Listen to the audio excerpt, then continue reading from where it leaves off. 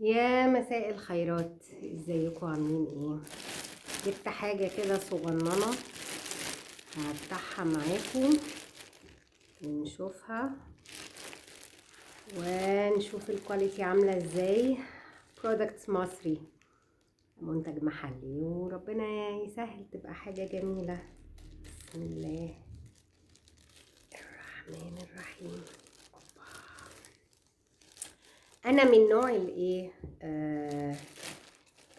شوية كده بحب الأدوات المكتبية والأقلام والكراريس والنوت بوكس والحاجات دي. ده من وانا صغيرة، لدرجة ان انا عندي بنسل كيس. هبقى اوريها لكم مرة، مضحكة قوي، معايا بقالها 20 سنة تقريبا، وبحبها جدا ومتمسكة بيها بشكل كبير يعني. فانا من النوع اللي بحب ايه الحاجات بتاعتي. بحب اجيب نوت بوكس عشان بكتب فيها افكاري، بكتب فيها الليست دو بتاعتي، بكتب فيها لما بشوف جملة، سنتنس، مقولة، فكرة عجبتني بكتبها فيها وبرجع لها في وقت من الاوقات. بلس انا يعني من النوع اللي ايه بحب يبقى عندي اكسبريشنز، الاكسبريشنز بالانجلش والاكسبريشنز بالفرنش بالايطالي وكده، فبحب، والتركي، فبحب اكتبها يعني. قال يعني بقى نفتح ونشوف. ماشي، افتحها معاكم حالا. صاحبة البيزنس بنوتة، شفت لها فيديو على التيك توك.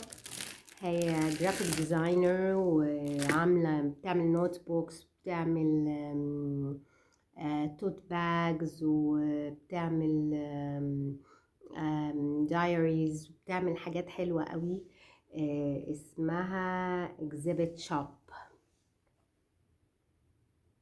شفت البرودكتس بتاعتها ونقيت نوت بوك كده صغننة اهي، هي حلوة.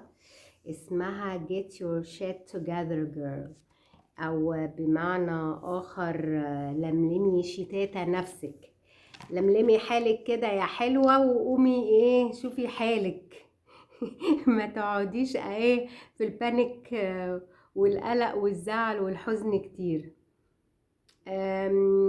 ظريفة، كواليتي حلوة. انا بس كنت فاكراها اكبر من كده سنة، بس فاين، هي حلوة قوي وهستخدمها في الابوينتمنتس بتاعتي والنوتس بتاعتي الفترة اللي جاية، وهي اسم على مسمى تتناسب مع المرحلة الحالية في حياة الواحد، و I recommend this، وحاجاتها ظريفة. اسمها exhibit shop.